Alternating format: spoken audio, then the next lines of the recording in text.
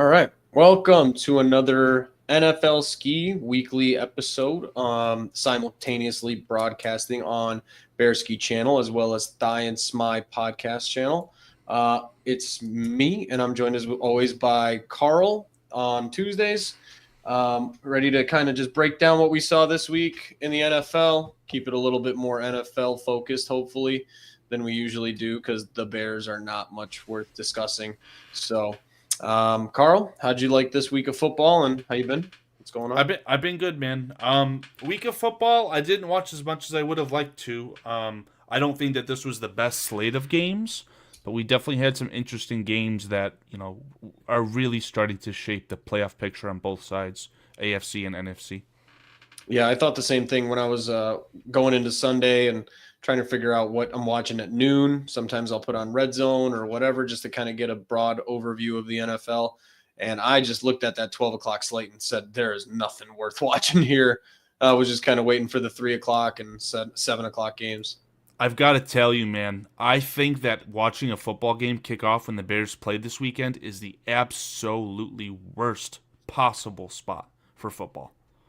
Because I'd rather it just be a primetime game at that point, and for it to start at what, 3:30, 4 o'clock, watch them get blown out, and then it's like, okay, I can't enjoy Sunday night football. I've had, stuff going on before the game. I'd rather it just get over at noon and allow me to get on with my day, man. Oh, I could not possibly agree more. I get aggressively upset when I see a 3:30 game for the Bears. And after last week, I literally had to look through the following 4 games and just see what time we're playing and what time everything's on. Thankfully, we're going to have an Amazon game. We're going to have a Thursday game with the Seahawks. So that'll be nice to just kind of get that Band-Aid ripped off in, I think it's week 17. So God bless that. But otherwise, yeah, just some of the best football was also at that 3:30 o'clock time slot. And just teams other than the Bears were doing really, really cool stuff. So that is like the other half of my argument, right? It's like that should be reserved for a pretty good football game, and we got a fantastic football game that I could not enjoy live in the moment because I had to watch the Bears. I know. I literally had to just kind of keep going back and forth on my iPad on a simulcast and just kind of checking out that. I think we're talking about the same game, Buffalo and LA. And some of our favorite people involved, you with Sean McVay, loving Sean McVay so much, me loving Josh Allen so much. That was an awesome, awesome game. And I did not expect the Bills to make a comeback that game. But Josh Allen is something special. Clearly, I think at this point, we can kind of get into our first few topics. Front runner for MVP. I think there is, in terms of Vegas odds, he is by far and away the front runner at this point. With Saquon Barkley kind of backing it up. Any thoughts on Josh Allen this season and just kind of what you've seen and maybe talk about some jealousy? Yeah, I hate to de facto give the MVP award to a quarterback because it feels like that happens more often than not. I'm not a fan of the Eagles, but I would absolutely like to see a Saquon Barkley win the MVP if it meant that the Bears are in a down year. Just for the fact that he's a running back, right? Like that value or that position is losing its value rapidly. I know that, ironically, the best running backs in the NFL were all free agents, acquired. They got some handsome contracts, so hopefully there's a dip there. But Josh Allen is the truth, man. I said it before the season started. I loved the idea of Josh Allen potentially not only going to the playoffs with a worse football team, ending up and winning the MVP would really kind of solidify his status in the NFL as one of those really top flight quarterbacks. I mean, bar none. I don't know if he is the best, all things considered, when you think about like a Patrick Mahomes, but he's top 3 in my opinion, no doubt whatsoever. I'm with you, and also going back into 2 years ago, I think was that season that he had almost a 1-to-1 touchdown to interception ratio. I think he had like 25 touchdowns, like 18 interceptions or something close to that. And I remember telling Paulie that was when we still had hope for Justin Fields. I said, man, that's probably your comp at this point. Is that kind of risky Josh Allen type, and I don't know what he did, and it's just kind of a testament to really just being consistent with the team, and something about Joe Brady just fits perfectly, even though it's his first year there. Man, I'm more and more impressed with Josh Allen every day, every week, and that was going to be my opening question to you. is I do sometimes enjoy MVP race is easy because I think MVP race ends up being quarterback of the best team, right? Or the quarterback that does the most this season, and that's what the MVP defaults to. And at the same time, you're talking about Saquon Barkley, and I love it, and I would like to see a different player other than a quarterback win the MVP once in a while. But realistically, if you put, I don't know, DeAndre Swift just back into that Philly team, maybe they're not as good as they are right now. Probably not. Maybe 2 wins less, but they're still probably a playoff team. They're still probably the best in the NFC East, I would say. Dallas, Detroit, or I'm sorry, Dallas, New York, and Washington are probably not really giving them a run for their money. But if you had to start a franchise right now, okay, and everything included, age, contract, what they're worth, who their coaches are, who would your number one choice be? To start a franchise. Yeah, you just like we're talking Madden style fantasy snake draft. You get the first overall pick, and you just get to go in there and pick any player for your team. Who would you pick at this point? Because I think the conversation used to be a little bit easier and a little bit more one-sided, and now I think it's a little bit more open. It really is going to immediately start with the best young quarterback, right? I don't think that there's a quarterback in the NFL who's like top flight and also really old. So let's say Aaron Rodgers when he was winning MVPs, right? I always thought that the answer to that question, to your question in that scenario, like a 37-year-old Rodgers, I still think that that's clearly wrong, even though he's the MVP. So I think what you're alluding to is Patrick Mahomes used to be the slam dunk, absolute surefire answer. Um, I don't know. It's hard for me to not say Patrick Mahomes though, because even in a down year, he's doing the things that he needs to help win, and that's what you're looking to do with the NFL franchise is win the Super Bowl. So I'm gonna de facto to Patrick Mahomes just because he's him until proven otherwise. I'm hoping that he gets proven otherwise in the offseason this year.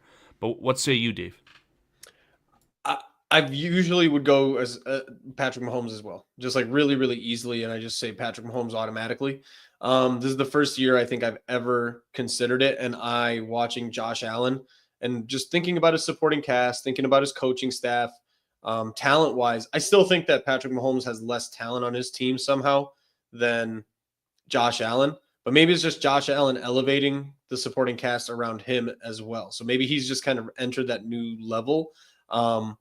Right now, and it's probably a slave of the moment type thing, and I'm known to be that type of person because I also thought Thomas Brown was the best coaching candidate for the Bears other than Sean McVay. So I'm going to say Josh Allen just because of how much he's doing on his own and not just kind of limping into wins the way that Patrick Mahomes is kind of doing with the Chiefs, but like really, really either kicking ass or keeping every single game close. So I do want to say Josh Allen, and we know that these teams are, or these franchises are carried by one guy really most of the time, and it's Josh Allen in this case. But I don't think either of us is wrong saying either Patrick Mahomes or Josh Allen. I just feel like Josh Allen is in his prime at this point, and that was kind of my follow-up because I had a feeling one of us would pick Patrick Mahomes. Do you feel like Patrick Mahomes's best days are behind him, or is this kind of a product of the Chiefs being on a downward slope? Because I don't know if we're going to see any more three-peats from the Chiefs like we did from like the Patriots or anything like that. So shifting that conversation about Josh Allen's dominance and what I've observed with the Chiefs and whatever black magic deal with the devil they pulled off, whoever they sacrificed in the locker room, they are finding ways to win, which is awesome. Good for them. And that's kind of what the Patriots used to do is just figure out new ways to win.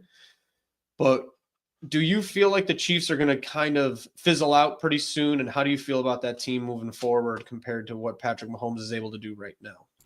So the obvious, in my opinion, is that if the Chiefs were to win the Super Bowl this year, I believe that Travis Kelce will retire. I think it would just make too much sense. We've already seen his decline. Chiefs fans will say they're hopeful for 1, 2 more Hall of Fame games out of Travis Kelce, especially one in the playoffs and the other in the Super Bowl. The Chiefs absolutely could win the Super Bowl this year. That would be the three-peat. Moving forward, though, I guess one of your parts of the question was, is Patrick Mahomes are his best days behind him? I say absolutely not. I think that Patrick Mahomes, and even if Andy Reid isn't there for much longer, which I don't see him stepping away anytime soon, but there's just too much invested into him as far as his knowledge. He knows he has command of the offense, and I think what you're seeing out of Patrick Mahomes nowadays is he doesn't have to be the guy that throws 50 touchdowns a year to win games for his team. He has to just do whatever it takes in the moment. Tom Brady, who's becoming a better sports commentator by the day, every single time I hear him talk about Mahomes, this is what he's saying. He's echoing, he's doing the things, the little things that he has to do to help his team win, and that's what the most important things are. So I don't think it's out of the realm of possibility for Patrick Mahomes to reinvent himself, so to speak. And I do think that the Chiefs are going to be a force moving forward as long as Patrick Mahomes is their quarterback, period.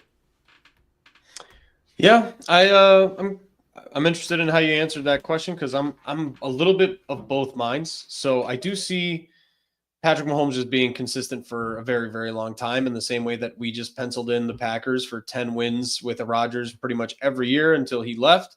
I think that's something that's very similar with the Chiefs, but something about that team building has been starting to kind of just bug me. I think players are just going to keep being good on that team, but there's just there's no big shot moves kind of that I've seen out of the Chiefs in the last 3 to maybe 5 years at this point. How long ago was Tyreek traded? 3-4 years ago. So ever since Tyreek Hill, I just don't see anybody that they've drafted on offense or on defense that's kind of filling a void of superstardom. And I don't know what that is because it's almost the same kind of curse that the Patriots had where Tom Brady was just forced to elevate mediocre players. And I don't know, it's a curse of being too good, but you have to find those players every once in a while that kind of just elevate you and elevate Patrick Mahomes. So I hope he has some 50 touchdown seasons left in him because the talent's not gone. But like you said, something's off with the Chiefs, even in a year like this, where they're still super duper good and they're 12-1 and they keep figuring out ways to win games. But I feel like there's going to be some sort of drop off, and I'm probably wrong. But as soon as Chris Jones and Travis Kelce leave, I just don't understand how they're going to maintain this level of success and excellence other than just using Patrick Mahomes as, hey, Patrick Mahomes is there, pencil in 9 to 10 wins every year. So it's possible, but I'm just like, I respect excellence, and I do want the Chiefs to continue to be excellent, but maybe they do need like 1 or 2 down years, get some drafts picks and kind of replace that superstar talent. Stole the words out of my mouth. Look at what the San Francisco 49ers are dealing with. I think that the Chiefs should feel very lucky that they haven't had any catastrophic injuries. Again, I think the 49ers have had at one point $160 million of players accounting towards their cap space who are on IR or injured. So this is something that is probably in the cards for the Chiefs in the next 2 to 3 years. It's the nature of the beast, man. You go to 3 straight Super Bowls, that's a lot of football to be played. And they should be able to retool. The thing here, too, is that the Broncos and the Chargers are really not any slouches. I could see the Broncos regressing if the Broncos are like synonymous with the level of Bo Nix. I think that Sean Payton is really not overcoaching, but getting that quarterback to overperform, especially so early. So I don't want to call the Broncos a powerhouse. I hope you know how I feel about Jim Harbaugh and the Chargers. I picked them to win last week. Obviously, they didn't. It was a very good, very close game. But moral of the story here is the Chargers have talent as well. They could get themselves a 12, 13-win season. Don't be surprised on that. And maybe the Chiefs flounder and have some sort of 6, 7-win season. At that point, you're looking at a top 15 draft pick, and you have to hope, like you said, they can retool and get those slam dunks to recoup some of these assets that are essentially going to be retiring sooner rather than later. I would almost like to see it if that makes sense. Like I said, I appreciate the excellence, and until the Bears are competing for Super Bowls, I don't really care who else wins as long as it's interesting and it's fun to watch in January.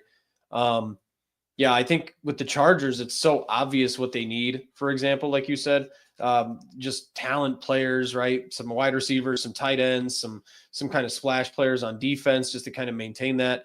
Well, like you said, the Broncos, they're squeezing water out of stones right now. Sean Payton is, right? He's just absolutely getting every single drop out of that rock that he possibly can, which is cool to see, but that only works for so long, like you said. And if Bo Nix just has a down year, a sophomore slump, and He's just not throwing rookie of the year numbers out there. They're easily back to 500 or below that.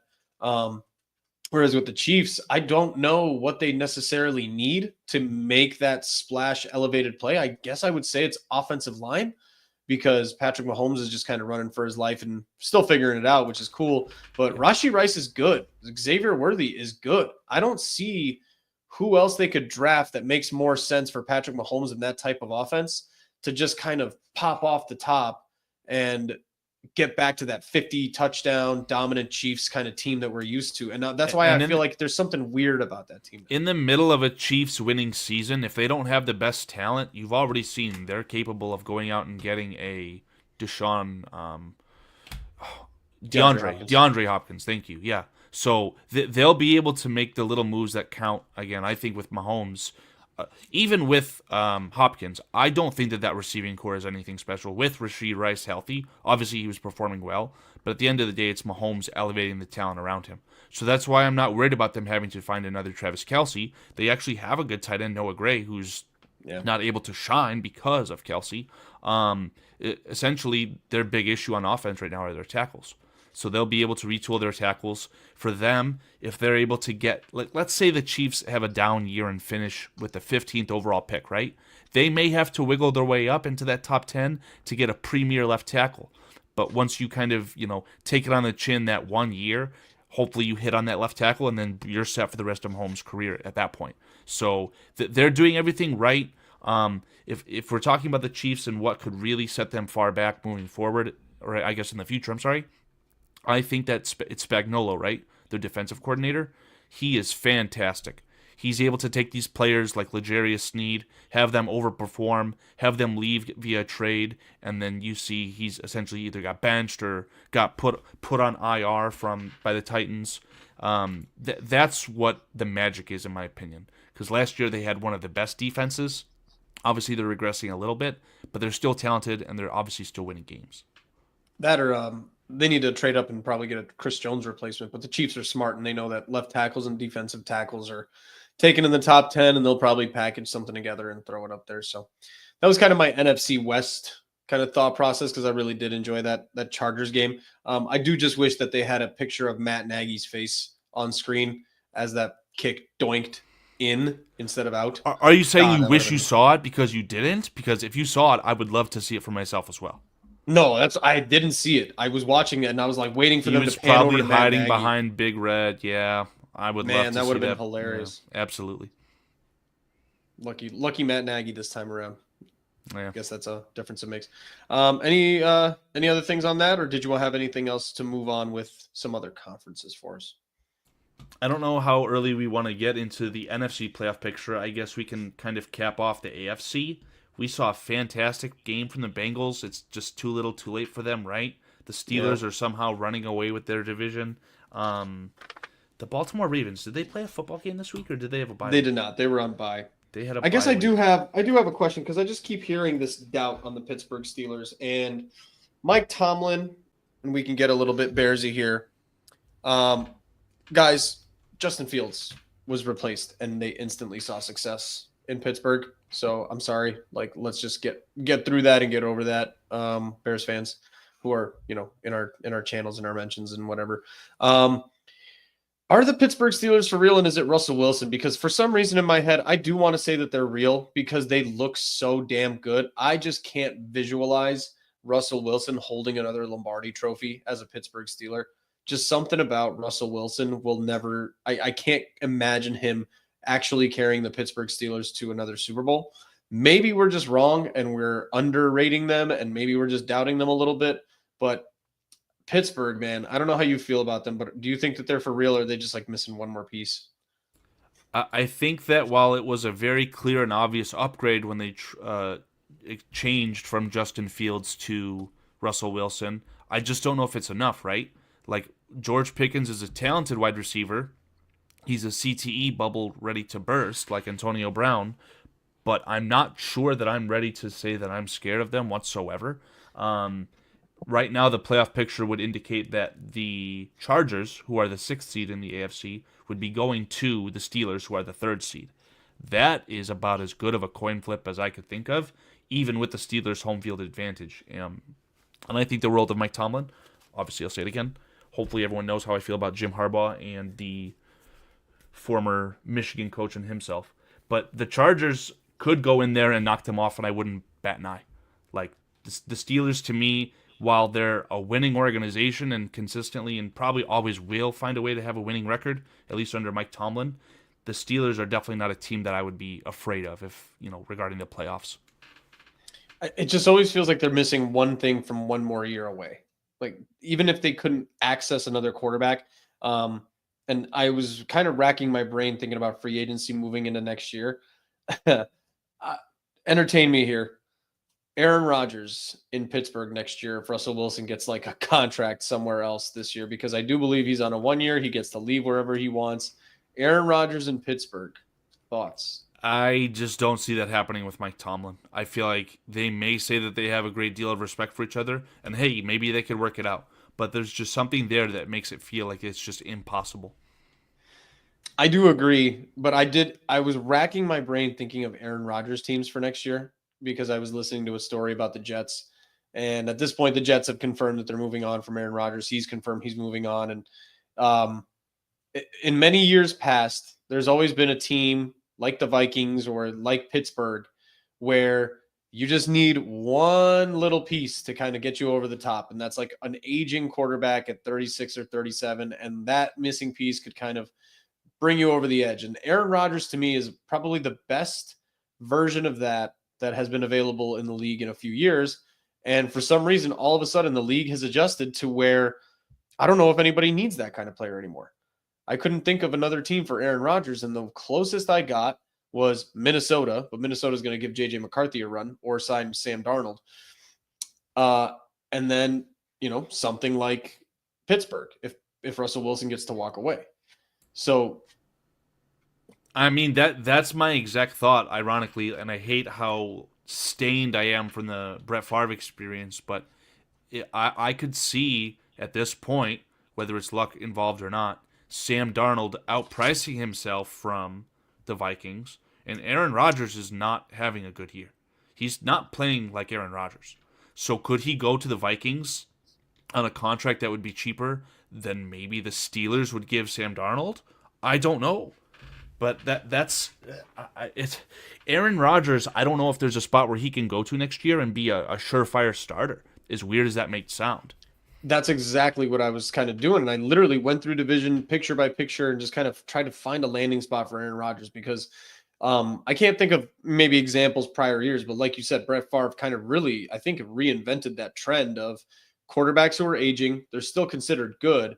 And like that first year for him in New York, he didn't do very well either. And then when he went to Minnesota, that was kind of the right fit. So maybe for Rodgers, this is kind of the thing, the same kind of path where last year I'm just going to give to Aaron Rodgers. He got injured. I'm not holding that against him. Achilles have been notorious for being really, really tough. And this year he just kind of didn't fit in on the Jets for whatever reason. I think the Jets are similar to the Bears in terms of organizational dysfunction. So maybe that is one thing where if you've put Aaron Rodgers on a team with like Justin Jefferson and maybe even sign him as a backup to J.J. McCarthy or a camp kind of competition for J.J. McCarthy, I feel like that's a landing spot. But again, if Russell Wilson, I'm not 100% sure I know exactly what's going on in Pittsburgh with that contract situation. I know that Russell gets paid every penny from the Broncos.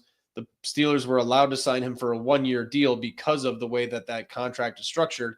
But let's say I agree, Sam Darnold is playing himself out of Minnesota. He's probably going to end up like in New York or in, I don't think New Orleans is an option, but like the Raiders, I don't think that Sam Darnold will go back to New York, period, whether that's the Jets or the Giants. I just think that he's kind of accepted that that's not his spot and he's moving on.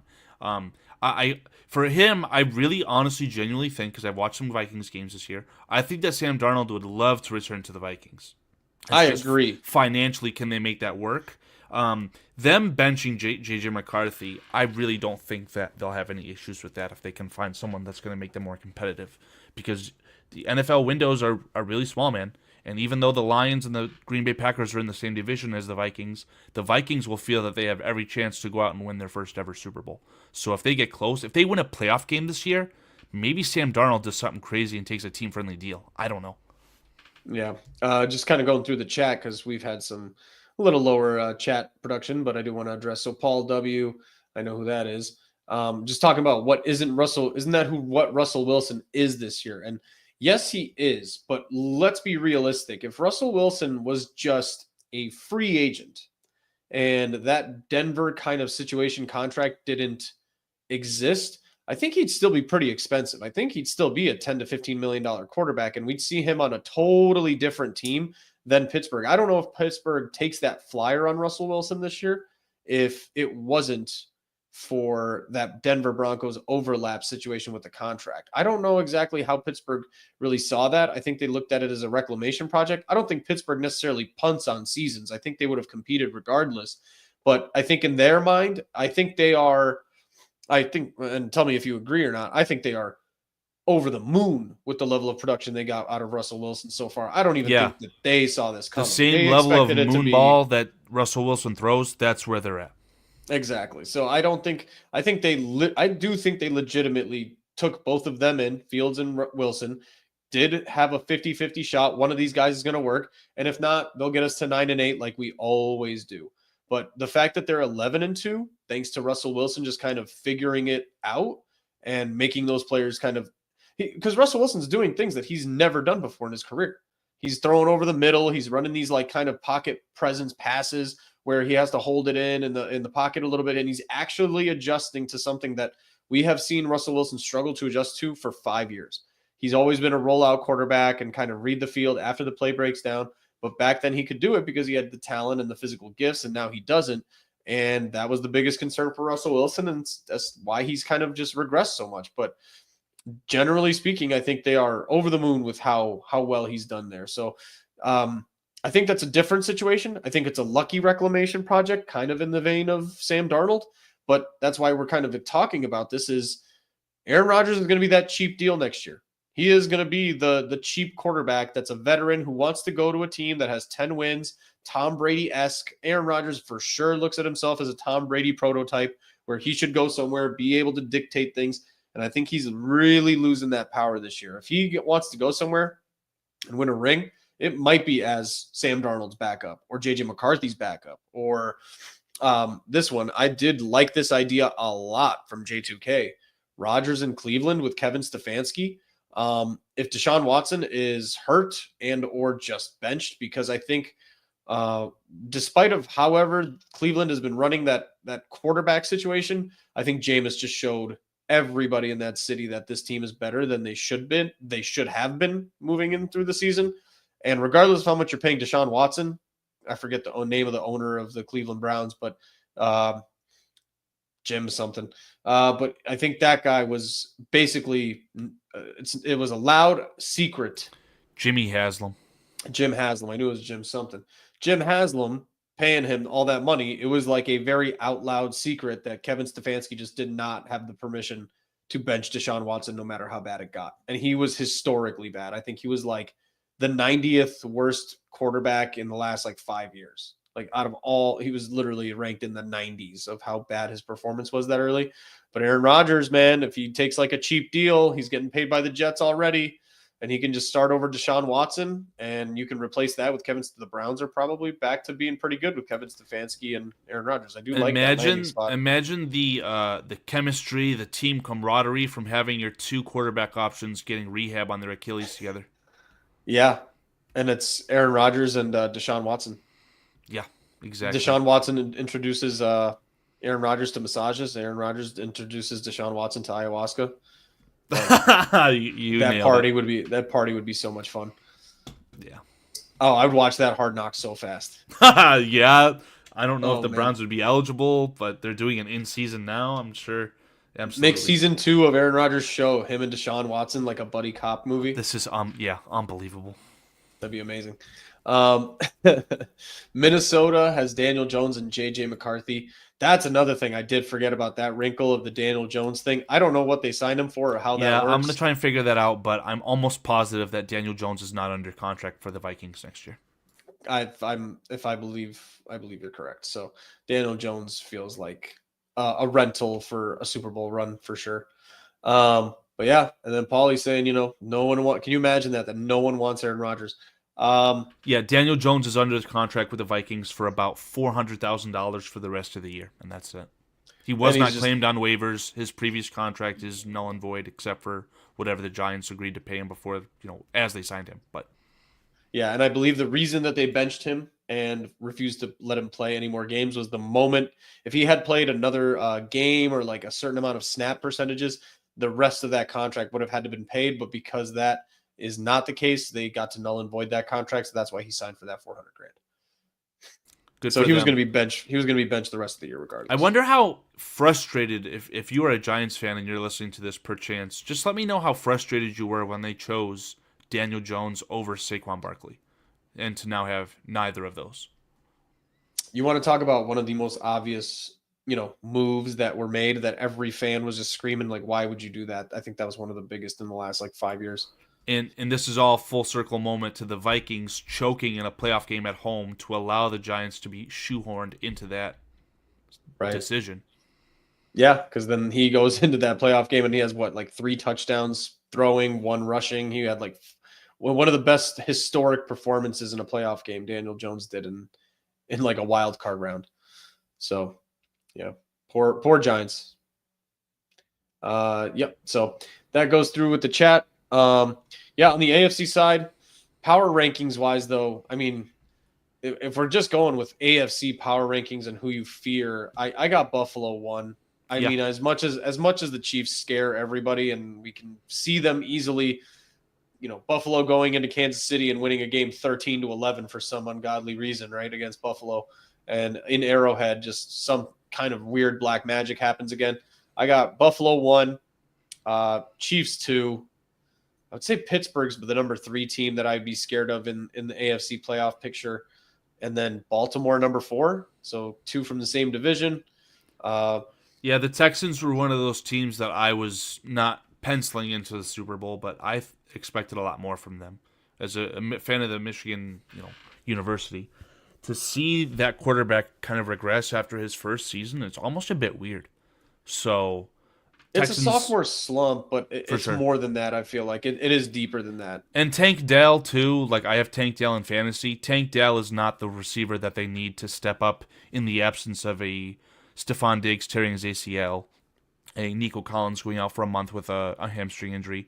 Tank Dell has not stepped up the way that I expected him to either. So there's definitely some issues there, and unfortunately, like the Bears, it's probably starting at their offensive line. Yeah, hindsight is 2020, but the Texans went, I think, a little bit too all in too quickly. When I think they should have kind of slowly built that, because the Stephon Diggs trade, if I remember correctly, they traded a lot. I believe it was like a second round pick for him. And there are 0 guarantees. They null and voided the extension part of his contract and That's gave him correct. just that first guaranteed year. So It was a second round pick for a straight up rental. And now maybe you can bring him back on a cheap deal because it'd be, returning an injured player. But do they want to do that? I don't know. If you're Stephon Diggs and you get, the world's your oyster now, and you get the same cheap deal from Houston, why wouldn't you just take the same cheap deal from Kansas City, from Pittsburgh, from, maybe Philly that needs wide receiver help desperately? All these teams are arguably an easier path to the playoffs and arguably an easier path to the Super Bowl. And if you just like that quarterback better, then why not, right? I mean, CJ Stroud kind of regressing. Maybe you don't want to go back to that type of situation. Yeah, I like that comment. Stephon Diggs putting himself into the NFC with an easier path of resistance to the Super Bowl, because that's you'd think he'd be chasing a ring at this point, right? I could see him, as weird as it sounds, maybe he goes back to the Vikings on a cheap deal just because he's got familiarity in the system. They've always been a team, in my opinion, that utilizes 3 wide receivers well. Who did the Vikings have? Josh Naylor, something like that. If that might be a baseball player, I can't remember. But Are you talking about right now, or the Vikings wide receiving core right now. Oh, yes. number 17, I believe his name is KJ Osborne. KJ Osborne was actually signed by the Patriots, and he was And recently just waived released today, yeah. Yes, I always thought that KJ Osborne, he was a tiny bit of a Bears killer, nothing like a Stephon Diggs. But Stephon Diggs, if he's got a bad market, he might end up, going back to the Vikings for a year or two. We could go down the rabbit hole with that whole conversation, but I've just never understood these people who just choose to go to these super powerhouse AFC teams that are just the absolute. You just have to go through the mud pit to get to the Super Bowl or into the playoffs, because right now signing with the Chiefs, you have to legitimately compete with a 10-win Chargers team and a potential 10-win Broncos team. Why wouldn't you just go to the AFC South? Where maybe granted Baker Mayfield isn't necessarily the same as playing with Patrick Mahomes, or, Kirk Cousins or Michael Penix are not exactly the same as playing for, Josh Allen. But I mean, you just increase the possibilities there. You're a favorite in the NFC. There's really just not that much there. So that's a whole that might be a better spot for Diggs. I don't want to stay on this for too much longer, but Chris Godwin, I believe his contract is up. It sucks that he received that terrible injury. Maybe he either priced himself out of Tampa Bay, or the Tampa Bay Buccaneers don't want to roll the dice on that. But then in the same breath, why would they go for a wide receiver who just tore his ACL? So I think that the Buccaneers are definitely a hot spot, and I don't know if you want to transition into some NFC South divisional talk. But yeah, we can do that. I think that Baker Mayfield is a guy you'd want to play football with. And he's got a really good wide receiver with Mike Evans, and I think Mike Evans will still be there next year. But that offense really was special, in my opinion, with two top-flight wide receivers. So if they can't get Chris Godwin back, / he's not healthy enough to come back to that level that he was playing at, they're going to have to replace them, in my opinion. If you want, I can throw this PDF, or you can choose to throw the PDF on the screen just real quick, because we saw the first ever change in the NFC South, at least I think, when it really mattered after like the first couple of weeks, right? Falcons, I believe I heard, were 6-3, and I don't know what the Buccaneers were. But now there's finally a change, and the Buccaneers are at the top of that division. So last 4 weeks of the season, the Bucs will be at the Chargers, which in my opinion is going to end up being a loss. But then afterwards, you've got at Cowboys, and then home games against the Panthers and the Saints. The Buccaneers are primed and ready, in my opinion, to reach 10 wins and win the NFC South. Whereas the Falcons, they start off at the Raiders, then they'll have a home game against the Giants, then they go to the Redskins and have a home game against the Panthers. So, in my opinion, the Redskins is probably going to end up being a loss for them, but they also could reach 9 wins because none of those teams are good. But man, I don't know if you watched that Vikings game against the Falcons. The Falcons secondary is trash, man. Mm-hmm. I think the Falcons might be, just generally speaking, the most overhyped team in the NFL this year. I think Kirk Cousins is absolutely washed. I mean, we're not talking about like maybe he can have a comeback. I think he's already this year washed.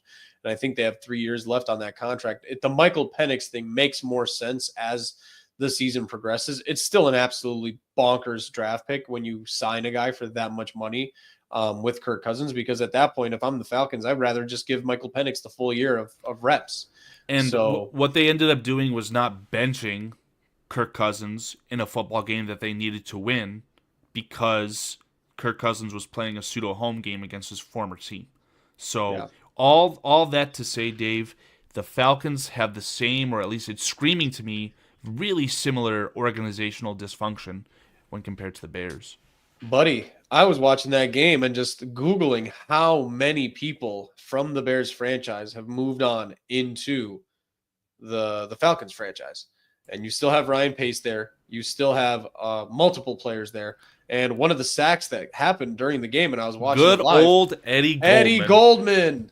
And I literally had to Google. I was like, that motherfucker retired. I'll have you and all the listeners do some homework. Anyone on the BCP side of things will know that I'm about to say this, but look up the defensive line cast for the Arizona Cardinals. That is the true Chicago Bears defensive line retirement home. But you hit the nail on the head with Pace. He's not the shadow GM, but he's definitely involved in player operations, and they've got a lot of guys come back. I don't know if Kyrus Tonga found his way into that team. Oh no, he's still on the Cardinals. Yeah, there you go. So Tonga's on that team along with Justin Jones, Bilal Nichols. Bilal Nichols, and there's one more, Wow. Uh, and they're all on Darius. IR. Yeah, Justin Jones. No, there's one more in addition to Jones. In terms of names I recognize, it might be Darius Robinson. Nope, he was a first round pick this year. I don't see any other ones. I think I can find it for you real quick. Angelo Blackson, that's who it was. Gotcha. Yeah, I mean, as sad as the Bears are, at least we're not retreading our mistakes. Whereas you've got because you know what's funny? I'm looking at the Cardinals depth chart. NFC South, man. The Bucks are now to me the most annoying wild card spoiler team for the next like 5 years. Annoying to the other teams, fun for me to watch because just like last year, I could see easily a rematch between them and Philly, and the Bucks kind of coming out on top and sneaking out a win against Philly. Philly's just kind of oddly really, really good, but I see some dysfunction on the horizon with the Jalen Hurts thing and the A.J. Brown thing starting to boil over. I see some sort of organizational dysfunction between them and Nick Sirianni kind of happening. So they wouldn't surprise me. And like you said, the Bucks, if they rattle off 3 more wins, they're going to have to straight up win by record because I know Atlanta has beaten them twice this year and they hold both tiebreakers. So any tied record situation, they are just, there's no debate. There's no tiebreakers to be had or any type of points or strength of schedule. Atlanta just automatically walks into the playoffs with the same record, and there's really nobody else in that division. So I hope, and I'm rooting for an Atlanta collapse because I don't really like them very much. I don't like Kirk Cousins very much. Another recycle, Darnell Mooney. God, good luck to him. Have fun there, but I hope you lose because I'm just bitter. Other than that, Bucks are fun. Baker Mayfield is a lot of fun to watch. Mike Evans is one of the most underrated Hall of Fame, surefire first ballot players we've been able to watch in the last 10 years and kind of never He's talk about. kind of like the modern day Andre Johnson because I never viewed Andre Johnson as this like NFL icon. He obviously is because he's a Hall of Famer. But Mike Evans, I think, is in that kind of stratosphere. But again, criminally underrated in my opinion. I'll give you 2 more names that are kind of similar to Mike Evans in my mind. Anquan Bolden or Larry Fitzgerald. Well, Larry Fitzgerald is, like, if you said that he's on, like, your Mount Rushmore of wide receivers, I really couldn't fault you. Anquan Bolden, another guy that hopefully everyone in the chat knows, but for the youngins, go look up Anquan Bolden's first game against the Detroit Lions. That'll tell you all you need to know. Anquan Bolden is, him and Steve Smith Sr. are, to me, those just, like, tiny, tough dudes that are just like my favorite players of all time. I don't know if Anquan Bolden was that tiny, but let me give you a bit of story time, okay? Yeah. I started watching the Bears in 2005, and I really started to remember everything in the playoff game against the Panthers where Steve Smith tore him up. But even before then, I don't know which game it was, but there was a game where he did the thing where he caught the touchdown, ran to the pylon, jumped on it, bear hugged it, and slid down like a fire pole. Yep. I fucking love Steve Smith. Steve Smith, probably my favorite wide receiver, period. I love that guy. Yeah. No, me too. Paulie, good one. I can tell you against which the team it was. I can probably tell you the safety that almost killed him. Anquan Bolden, for the kids, for anybody who, I don't think we have any youngins in here. I think most people are going to remember this. Anquan Bolden had to have his jaw wired shut mid-season. It was one of the first times I think I can remember in my young football watching career when I forget what they call it by technicality, but the noodle arms, when somebody gets knocked out so hard and they start putting their fist up in the air. That's called fencing. Fencing. There you go. I don't really know why it's called fencing, but he full on did the full fencing, had to have his jaw wired shut. Kurt Warner at his press conference threatened basically that he has to retire after that. Anquan Bolden's crazy ass, I think, returned like 4 weeks later and played football with his jaw wired shut. It's crazy. Oh my God. Yeah, I'm watching it right now. It's the throw against the Jets. And this is like a clear blowout too. They're down by 3-4 scores. Yep. Yeah, that Just was threw him a hospital ball in the middle of the end zone, left side. Yeah, in 2008. I mean, it was a hospital ball, but definitely one of those situations where you're just trying to force the issue into triple coverage. And this is when the NFL started to change. Nowadays, that would be an immediate ejection and a fine and all of that stuff. So, yeah, no, that was a a wild play. I'm gonna have to go watch that after this. I'm gonna go watch some Anquan Bolden highlights after this. Um, yeah. So going back to your graphic, though, I mean, if we want to do shift over a little bit to the NFC West as well, um, ended up being one of the more interesting divisions in football. Seahawks kind of caught us all off guard because I don't think they're doing anything that we expected them to do to make them successful, at least not for me. DK Metcalf is having a very low year. Jackson Smith and Jigba's kind of turning into a wide receiver number 2, but I haven't heard much from Tyler Lockett. Zach Charbonnet had a hell of a game. Love that running back tandem. Drafted him in every one of my fantasy leagues personally. And then Kenneth Walker just kind of underperforming. So that defense is kind of carrying them through. I still don't understand how they're pulling it off, but luckily for them, all their divisional games are pretty much over other than the Rams. So that week 18 game might be a really good game for the division. I love the Rams, man. I know you do too, but I just don't see them maintaining that level of success. They're playing the Niners. They do usually, if I remember correctly, McVay owns stock on, Shanahan Island or whatever. Kind of owns Shanahan every year. Jets are an easy win. That Cardinals game for the Rams is going to be interesting, but probably a win. And then the Seahawks, man. So with the Seahawks schedule, probably a loss against the Packers, probably a loss against the Vikings, definite win against the Bears. And then, yeah, week 18 should be a really good game for the division, I suppose, between the Rams and the Seahawks. But either one of those teams, it's kind of one of those things I was going to ask you. With the NFC, and this is why we talk about it just being such a walkthrough. Either one of these teams, I love the Bucks. I love the Seahawks. I do like the Rams. I am like, if any one of them made it past the second round, like what level of football are we watching here? It is a bit scary. I mean, just looking at the NFC West picture, though, the Seahawks are definitely the ones that are overperforming, and they could lose 3 more games. So I don't know if 9 wins is good enough to win in this division. It doesn't feel like it. The 49ers would tell you that they would love that. This just reminds me of that rock fight that we saw with the NFC West a while ago when the winner of the division was 8-8 or something like that. I mean, these teams are good. The 49ers, in my opinion, are the best of the bunch, but they've just had so many injuries. I predicted the Cardinals to win the division, and anytime they've had a chance to prove me right, they've proven me wrong. I mean, to come out against the Seahawks and have that performance, I don't know. It's weird. It's hard to diagnose exactly what we're seeing, but obviously with games, the Rams are playing the 49ers. You're seeing the Seahawks play the Rams as well. There are some divisional games at least that will obviously make this a clear winner, but I don't know, man. It's tough. It's hard for me to think about the Cardinals because I don't like them as a franchise necessarily. I don't know what it is about them. Maybe ever since for me, like 06 and watching that the Bears who we thought they were kind of game left a bad taste because like you, I started watching in 05 pretty much. And then something about the Cardinals just never rubbed me the right way. The other part is they remind me of the Bears where for years now, you just have no idea where the stink is coming from about the Cardinals. And I feel like for years, Cliff Kingsbury got so much of that short end of the stick and got the blame. And then they became like a rebuilding team and a retooling team. And all of a sudden, Kyler Murray is the only constant there. And just every year, they're the same inconsistent type of team. And if I was a Cardinals fan, I'd probably be pretty ready to move off of Kyler Murray. I think he's interesting and he's fun to watch. I just don't think he's going to take you. I don't think he's ever going to be an 11-win quarterback. I just don't see it. I really don't get it. They have such good pieces in theory, right? The non-theory is Trey McBride. They're all-world, could be the all-pro tight end this year. He's that good. And I think that James Conner is not overperforming, but he's just a damn good running back as well.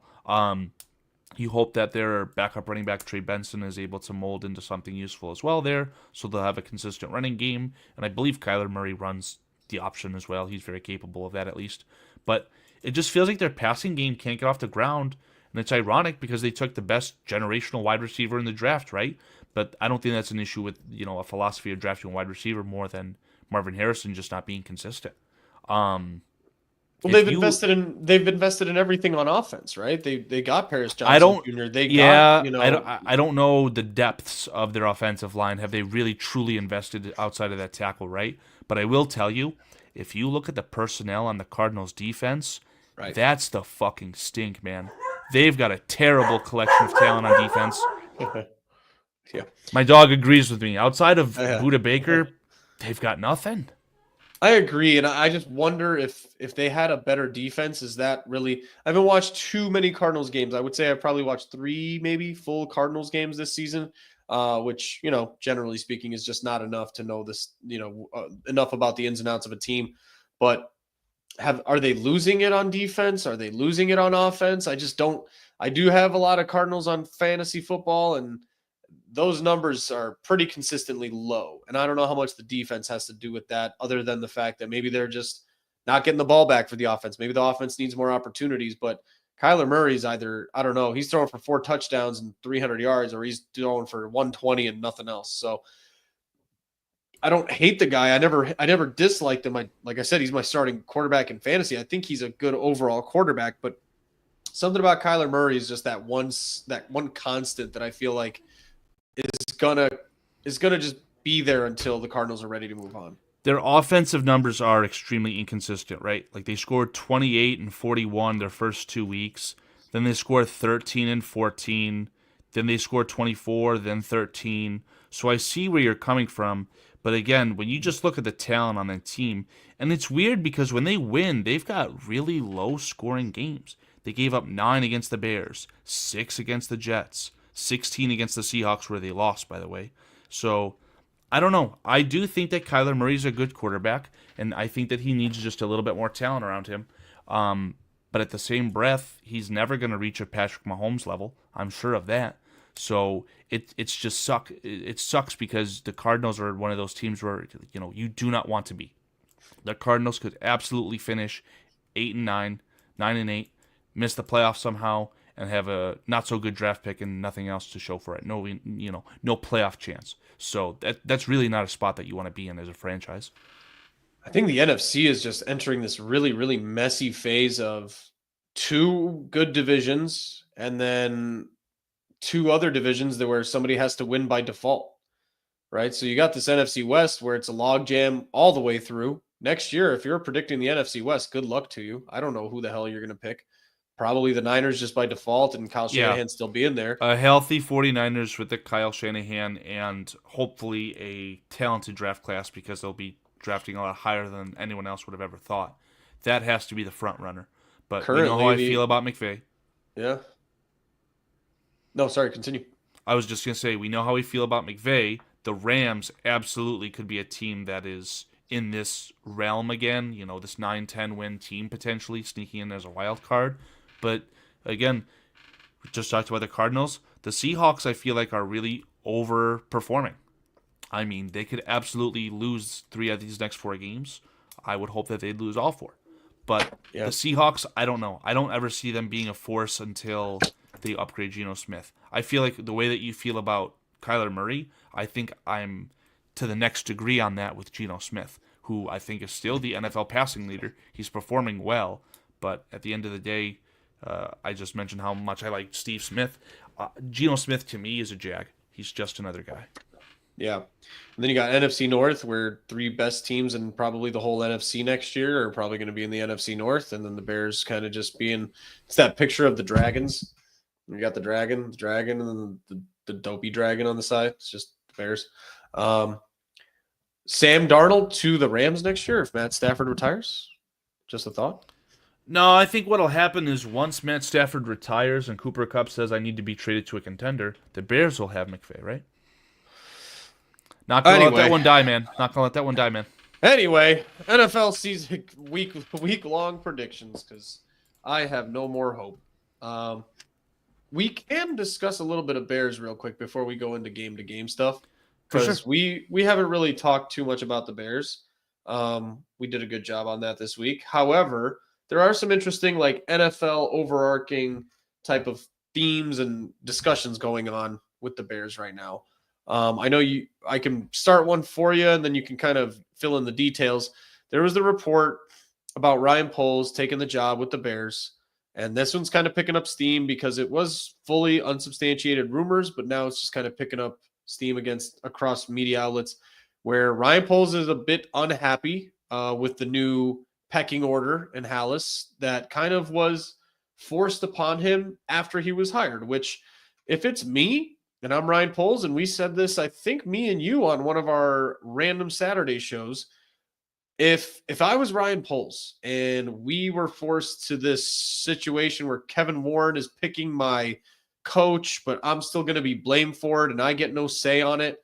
If you have any pride or any type of job, not even security, but like pride in your job and kind of self-preservation mode, you got to just kind of come out and tell the whole truth. I had no part in this. I had no say in this. I had not as much control in this as people claim that I did. And if Ryan Poles is pissed off about the hierarchy and the Bears are kind of looking for a retooling from as high of on that, I tell Paul this all the time on our show. When you want to reorganize a franchise and Paul doesn't want to blame George McCaskey and all that stuff necessarily as much as I do, well, then if you can't cut the head off the snake, you got to get as close to the head of the snake as you can and go from there, right? Because really the way you fix problems in organizational dysfunction like this is cut the head off the snake, let it regrow. But if George isn't going anywhere and Kevin Warren isn't going anywhere, in my mind, if you want to be an optimistic Bears fan, you got to cut the head off of Ryan Poles at this point and go from there. If Mike Vrabel is insistent on being hired as a package deal with a GM of his choosing, you know what? Let's do it. Let's just go from the top down. So I don't know if you have any thoughts on that additionally or how you want to talk about that rumor, but that's kind of where I stand. Yeah, on specifically on the rumor, if it's true, am I shocked? No. But the source that it came from was ESPN 1000 with the not-so-great Mr. Silverman.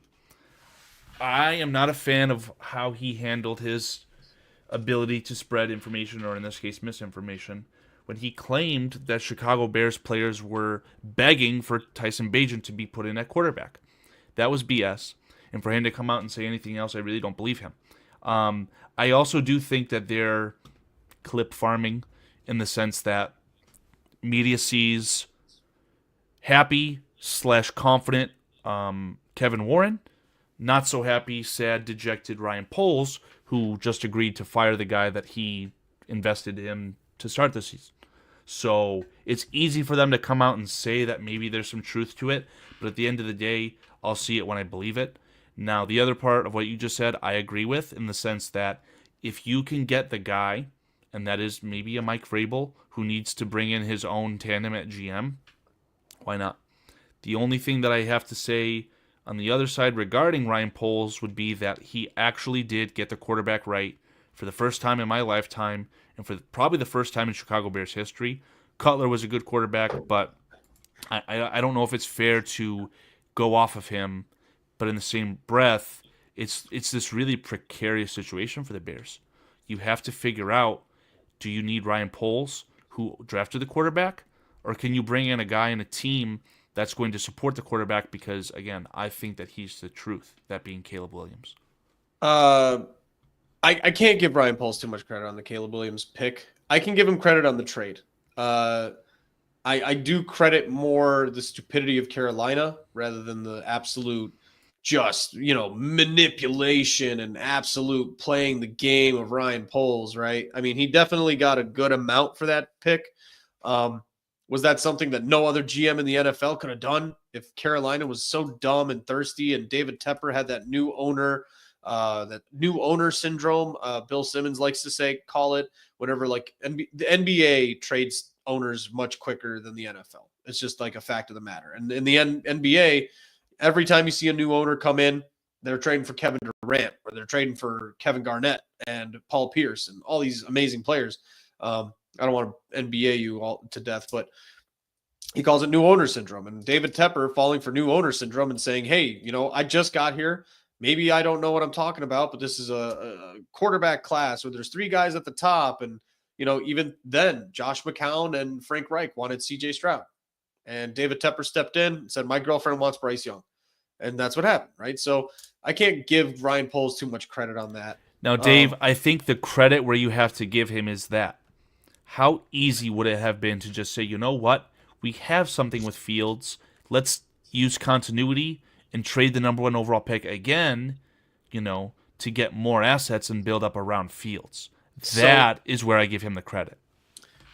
I don't, because we can disagree here, but one of my least favorite things of the Bears and just sports in general.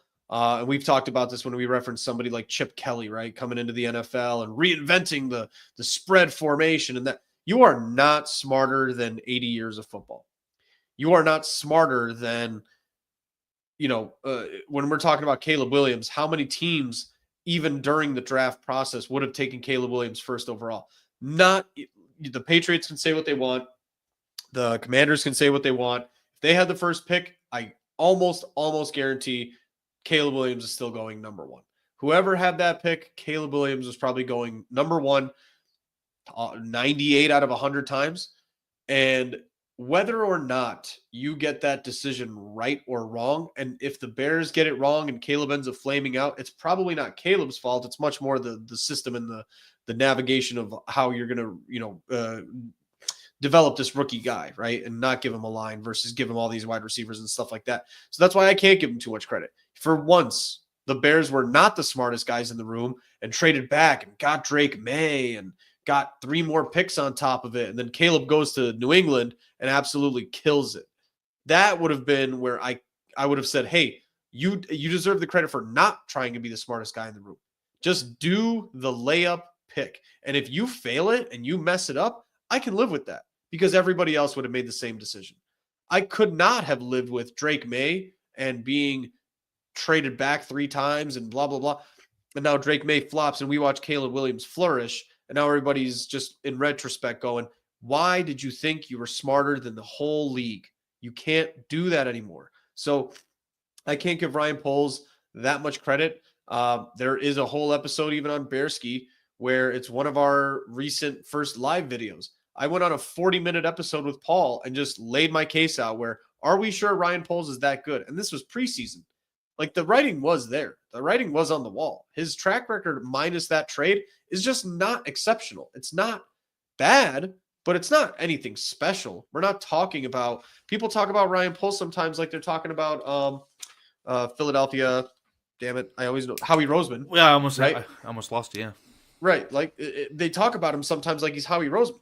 There's one Howie Roseman, and then that's it. And so if you want to start it over and use the pieces that he gave you, great. But I used this example one time with I don't know how much of a basketball guy you are.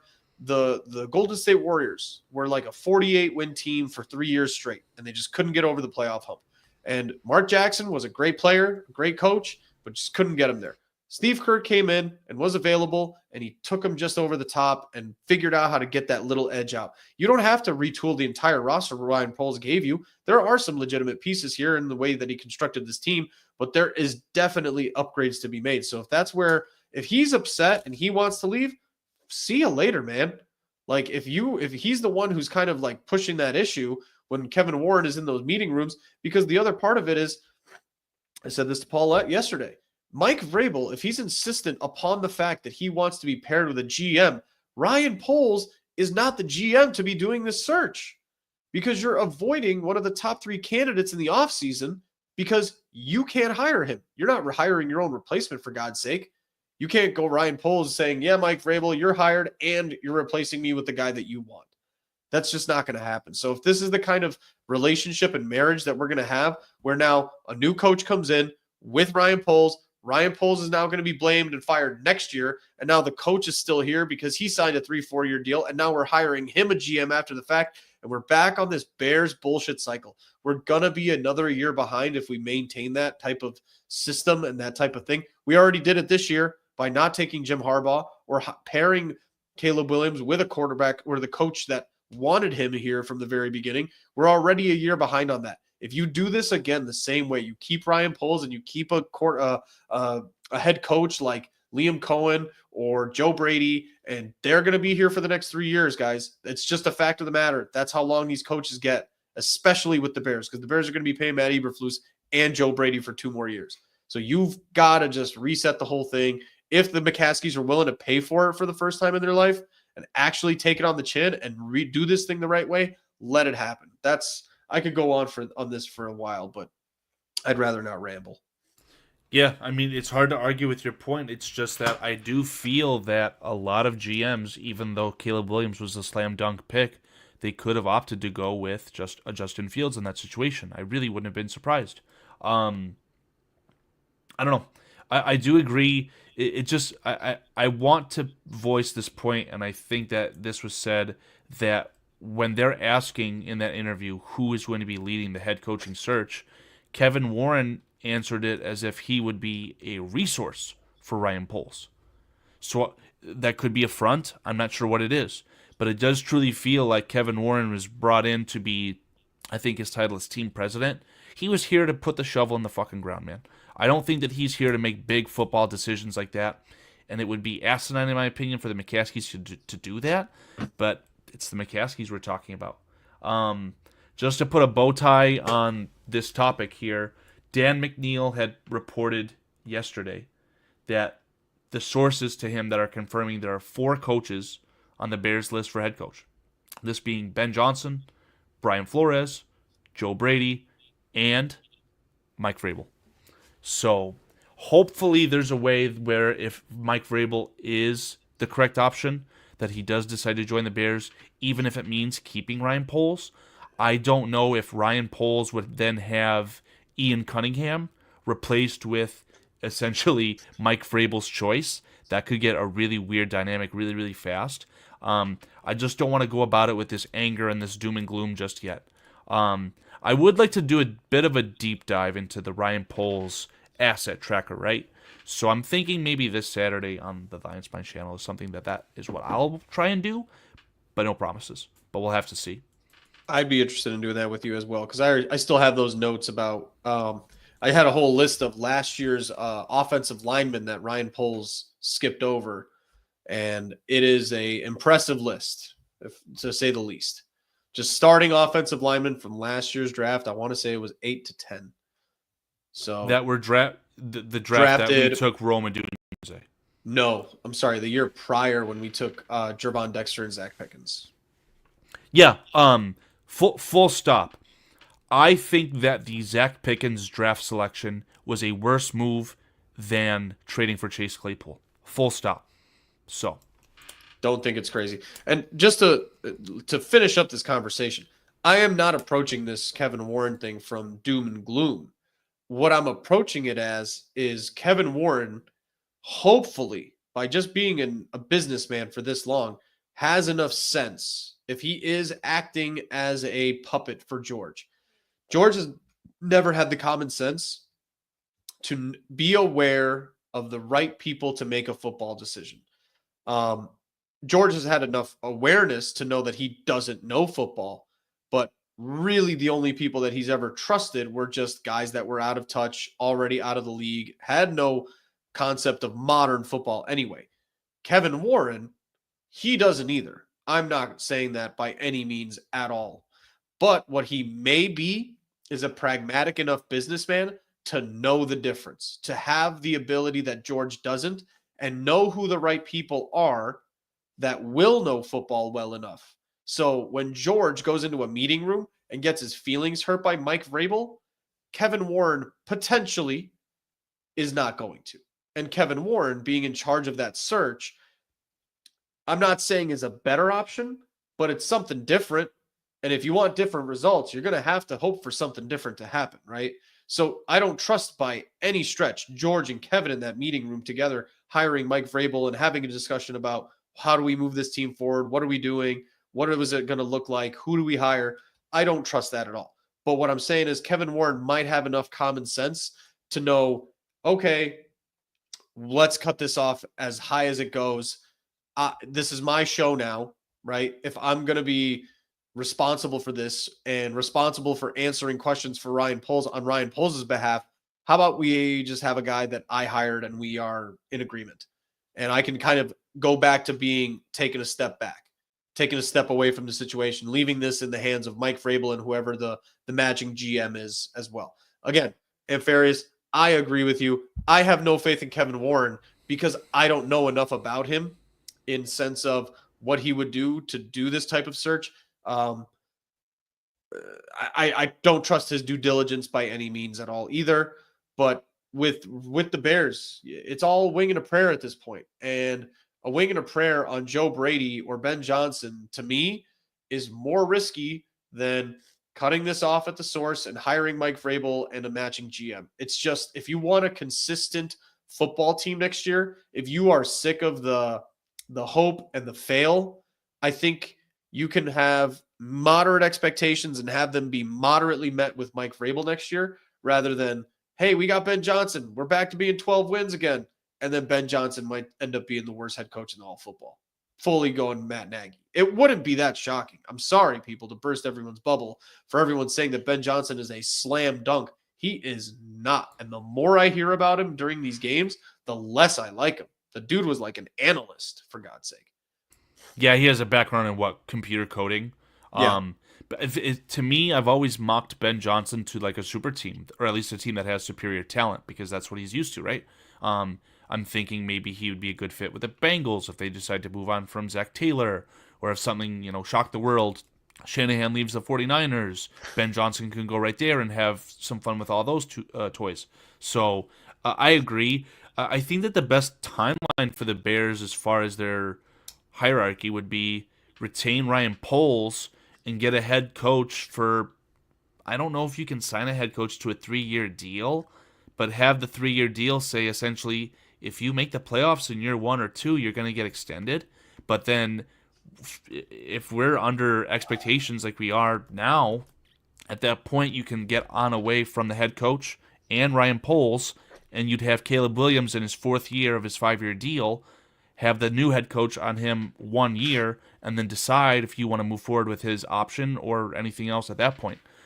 So I hate to interrupt here, but what you're describing is backwards. No. It's not ass backwards. It is, you are describing verbatim what they did with Ryan Pace. Yeah. If you didn't remember that, Ryan Pace, his contract expired as John Fox got fired. They gave him a contract extension together with Matt Nagy, so that they could be on the same. They gave him a contract extension to match Matt Nagy's contract. They did exactly what you just described. And then they locked him in with Mitch Trubisky, who was Ryan Pace's guy, who was Ryan Poles' guy, Caleb Williams. They extended them to have matching lengths on their contracts again and overlap with Mitch Trubisky's tenure. You're describing exactly what they did. The weird part here is that I heard that Ryan Poles was signed to a 4-year contract before deciding and signing off on the signing of Matt Eberflus, who was signed to a 5-year contract. So I really don't know. That is a fact, but that's what I'm saying. So Ryan Poles right now would have to be extended.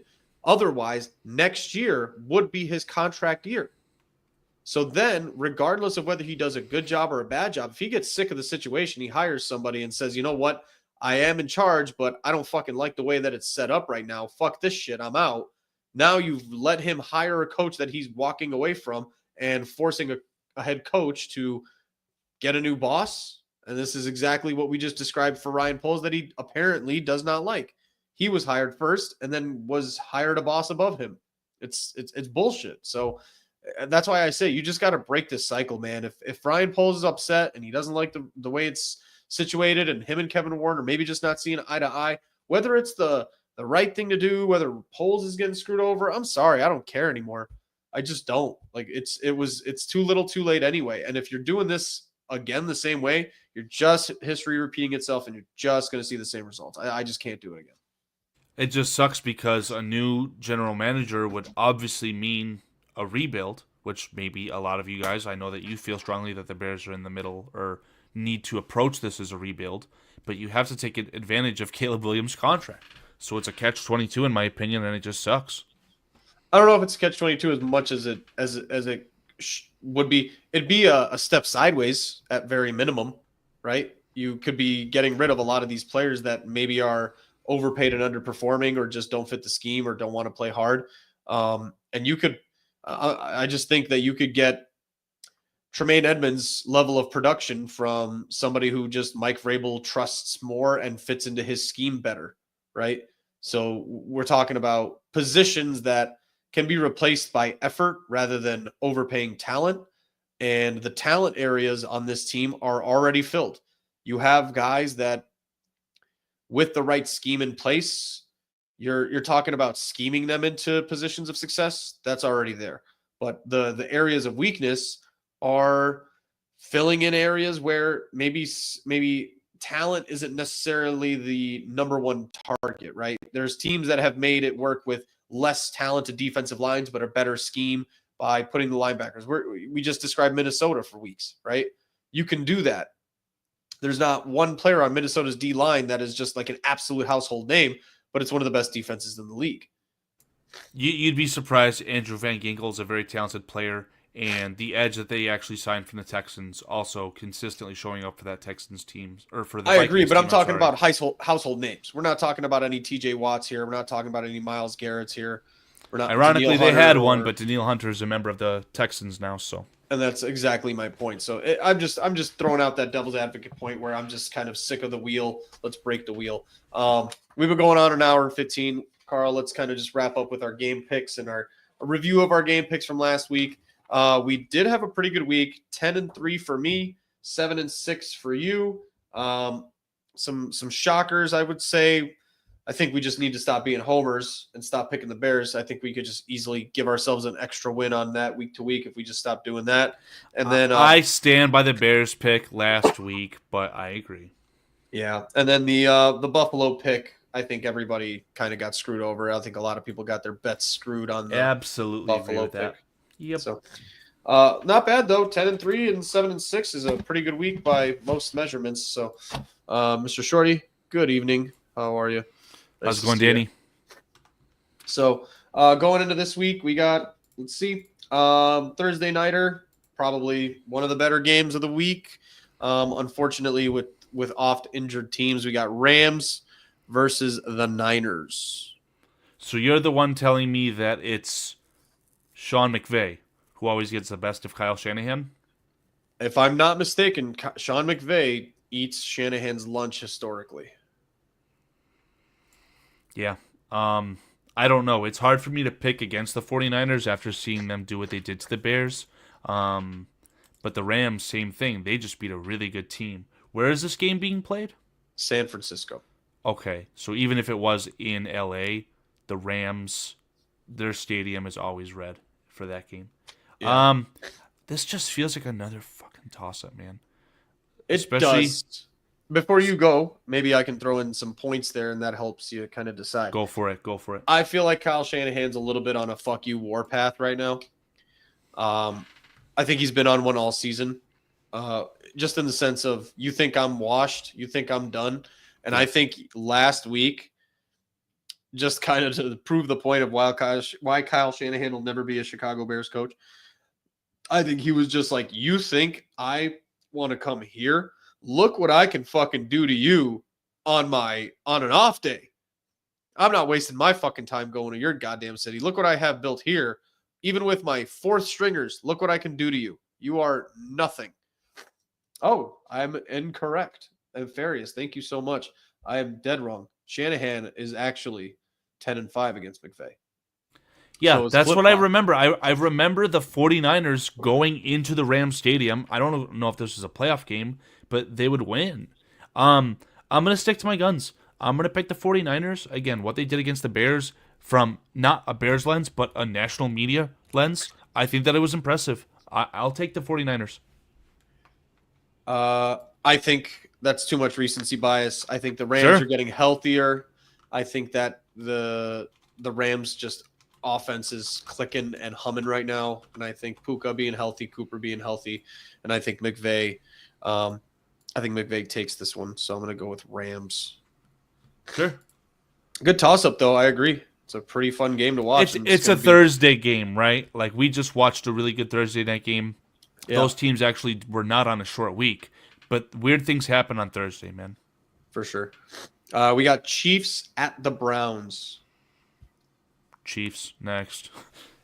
Okay. I think it's going to be closer than anybody thinks. I think this one, I'm not brave enough to pick the Browns, but it is I reserve the right to reference this where I think this is the upset of the week. This might be, I'm not brave enough to do it, but I think upset of the week alert. I mean, I can't see. We'll get into it, but Yeah. I hear you. I hear you. Bengals at the Titans. Titans lost. Again, it sucks because what are the Bengals playing for, if not anything other than Jamar Chase being the highest paid wide receiver in the NFL? I got the Bengals. Statistically, if I'm not mistaken, Cincinnati is actually not as far as you think they are from being out of the chase. They've got 8 losses, so their best finish is 9-8 currently. It's Denver and LA. I think they're pretty much out of it, but in terms of teams in the hunt, they are right there. Let's take a look at who the Bengals play for the entirety of the season. Obviously at Tennessee, home games against the Browns and the Broncos, and then they go to the Steelers. They literally cannot knock off the Steelers. So again, the Bengals just waited too far to pounce. The team that they're playing against for that spot is the Broncos, and that would be the last playoff spot. I'm with you. First of all, I'm a notorious Bengals hater. I'm not trying to actually think that they're going to make it, but they do have something to play for because the Broncos play the Chargers, then the Broncos play. Forgive me. The Broncos play the Bengals. So Chargers, Bengals, that's 2 losses potentially in a row back to back. And then Broncos play the Chiefs in week 18. So Broncos and Chiefs, I mean the Chiefs are just looking, that's why I thought that it would be such a slam dunk against the Browns, because they've got to race their way into getting that number 1 overall seed, which the Bills losing against the Rams, that was huge. I mean, the Chiefs are probably the magic number for their number 1 overall seed is just 2 games at this point. Yeah. So I'm just saying it's possible because the Broncos play the Colts this week. That's where, if they just win, if you just win against the Colts, you're pretty much locked in a playoff spot. So that's where I'm just saying. So I'm still taking the Bengals. I assume you are as well. Correct. Okay. Yes, Paul, I did actually give them a chance. So, not a big one. I think they're going to be the exact same team next year, but hey, whatever. Commanders at the Saints, the Commies. The Redskins, another team that is really hoping to make their way into the playoffs with their rookie quarterback. I'll take the Redskins. I'll take the dirty red Commies as well. Ravens at the Giants. I mean, let's just move on. Ravens. The Giants are hilariously bad. Cowboys at the Panthers. This one now. We didn't really talk about this too much, but I mean, we were a squeezed pass away from an upset in Philadelphia. Yeah. I don't know if you watch my expert analysis on Twitter where I referred to Jalen Carter as the convict, but that offensive line for the Panthers seems to be doing a thing. And obviously Bryce Young, after that benching, Dave Canales kind of knew what he was doing, right? I'll take the Panthers in that one.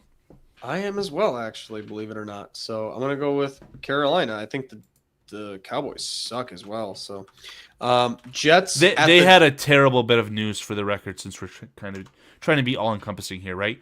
They had a edge rusher who kind of filled in and kind of was brought into the spotlight once Micah Parsons was out with an injury for a couple weeks. I believe the player I'm referring to, his last name is Overshown.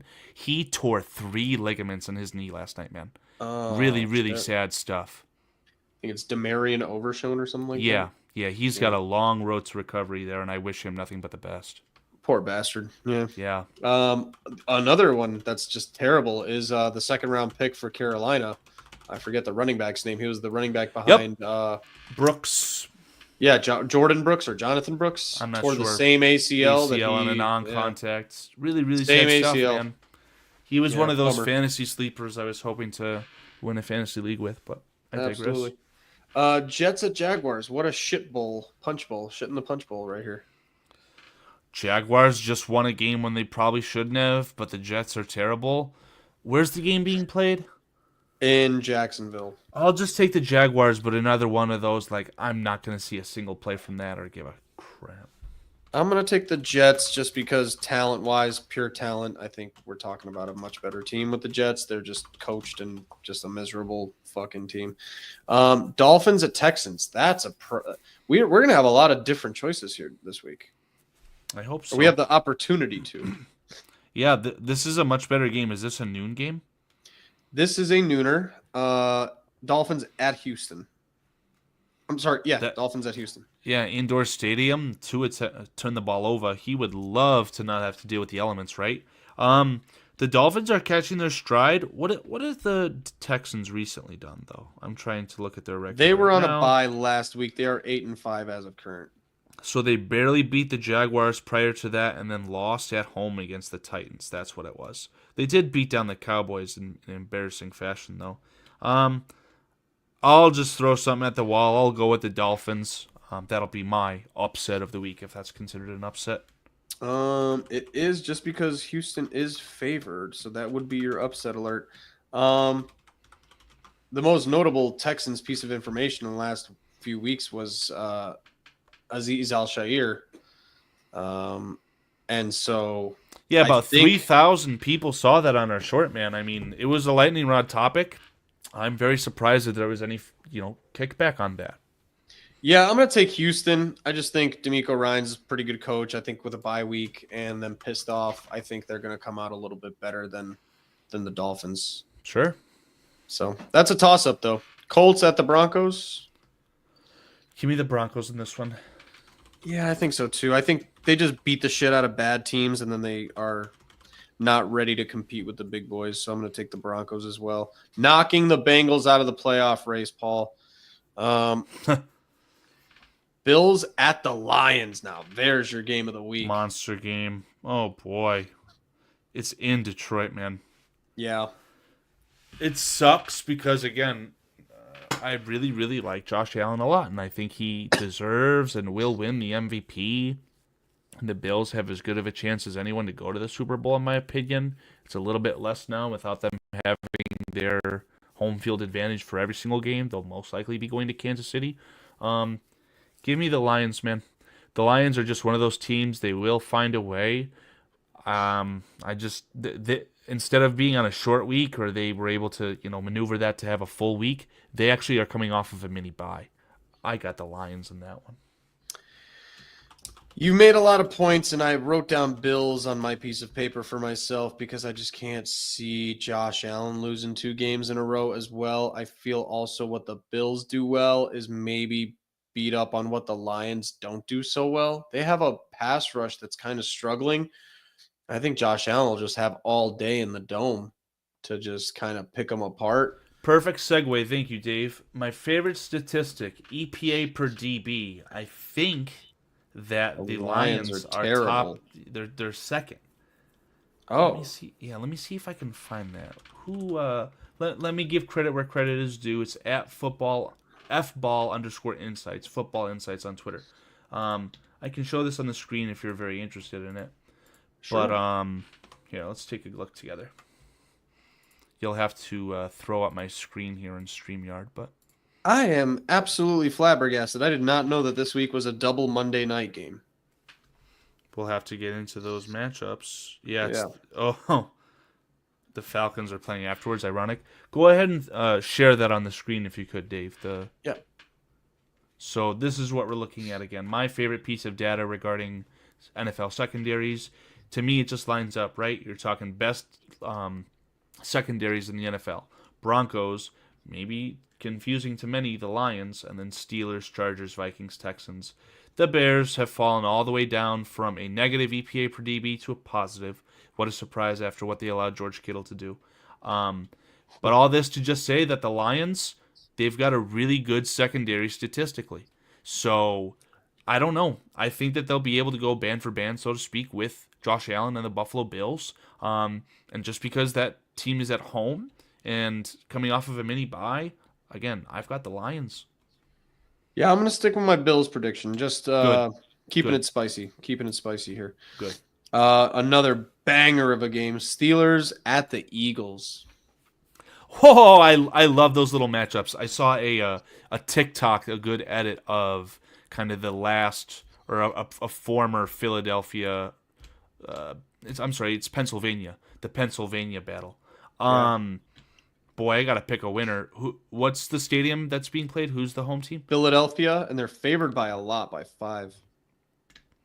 Philadelphia, man. As per the the thumbnail of the video, I don't believe in Jalen Hurts whatsoever, though.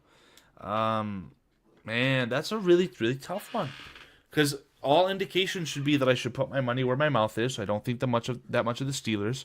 And I'm talking about Saquon Barkley potentially being the MVP of the league. I can give you my thoughts, and then maybe it'll help you sway. Nah, I'm gonna do this one on my own. I think that AJ Brown coming out and say, what do we need to improve on? Passing.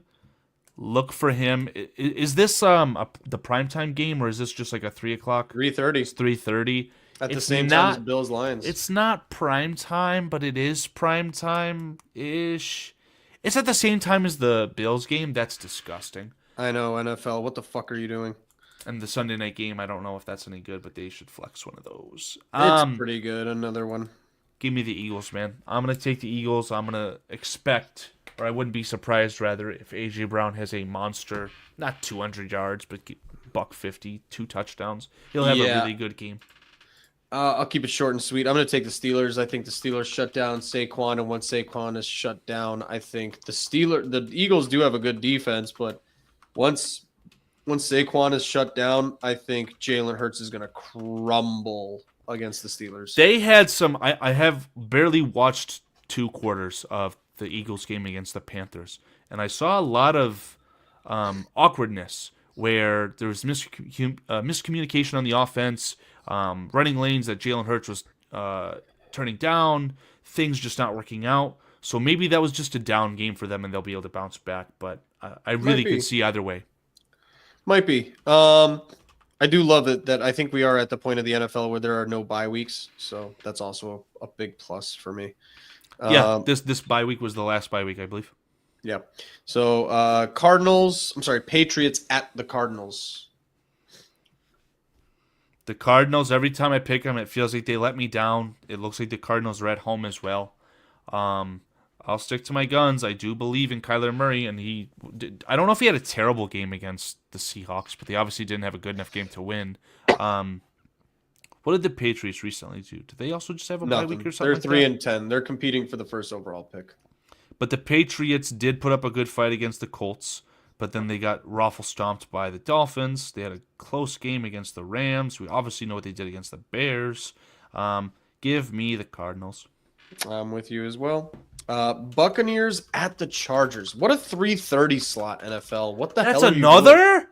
Dude, they're just wasting their time slots. You could have dominated every single time slot this I know that one of the selling features of YouTube TV and NFL Sunday Ticket is the 4-box.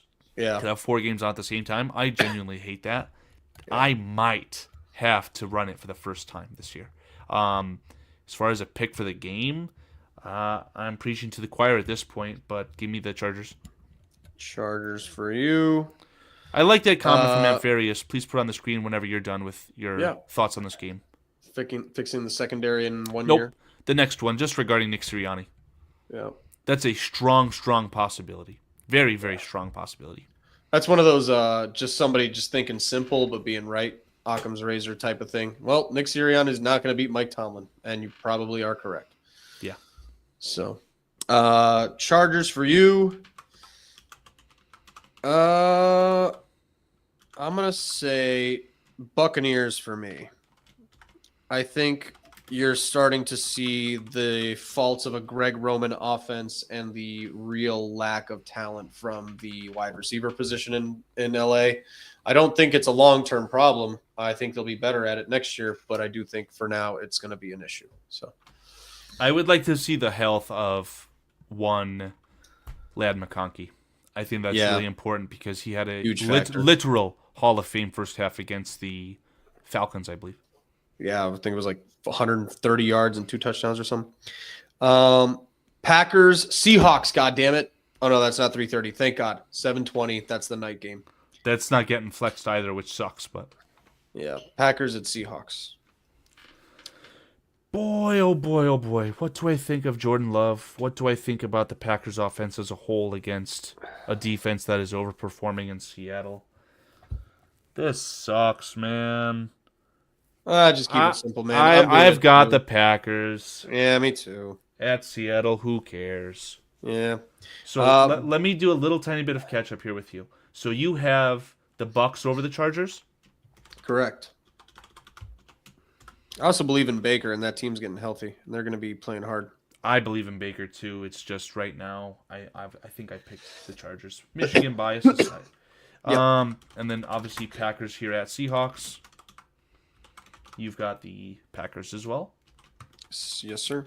Okay. There's one game I missed, but we can get back to that later. Are we looking at the Monday night games left, or? Yep. Bears at the Vikings. I don't think much needs to be said. Yeah, Vikings next. Vikings by 1,000,000. I don't know about that. I could see it being a really close game, but again, it's the Kevin O'Connell effect for me. I think this team is completely given up, but that's neither here nor there. Falcons at the Raiders. Oh, wow. What a Monday Night Football game. Imagine that game got bumped to 3:30 and we got one of those amazing 3:30 games on the other Monday night game. Oh, no, but we get to choose between Falcons, Raiders, and Bears, Vikings instead. Thanks, NFL, you fucking morons. Hold on. I'm about to do some quick math. Damn, I'm close, though. The Vikings have 11 wins, and the Bears, Falcons, and Raiders combined have 12. So that tells you all you need to know. The Falcons have to be a favorite, but it should be a favorite, but it's in LA. I don't. Las Vegas. I'm going to say this. I'm going to choose the Falcons because I think we're going to see Michael Penix Jr. Let's go with the Falcons on that one. I'm with you on every aspect of that. I picked the Falcons, and I predict Michael Penix coming out. So we have 1, 2, 3, 4, 5, 6 different opinions. So that should lead to a very interesting. There's one game that I missed for my notes. Ravens at Giants. We both picked the Ravens. What was the game afterwards? Ravens at Giants. Carolina versus Cowboys, and we both had Carolina. And it's at Dallas, right? No, it's at Carolina. No, we absolutely. both. It's at Carolina. Yeah. Yep. Okay. I don't know how many teams that we. How many games are we not aligned on? Rams, 49ers. 6. Jaguars, Jets, Dolphins, 6. Texans, Lions, Bills, Eagles, Steelers, Chargers, Bucks. Yeah. For everything that we missed out on last week as far as good games, in my opinion, obviously we were blessed with a game that we weren't allowed to watch technically as Bears fans. Yeah. This week looks fantastic. Especially that 3:30 slot is just to die for. Yeah, I might have to stop everything I'm doing and kind of just watch football at 3:30 to 6. So at least on that Sunday we won't get tainted as Bears fans as well. We'll have to anxiously await our butt whooping on Monday night instead of I might having actually to deal with that on Sunday. Yeah, this is a weekend where I don't know, Sunday morning brunch or something, and then go watch football at 3:00. So, all right. Well, thank you to everybody who watched another NFL review episode, NFLSKI.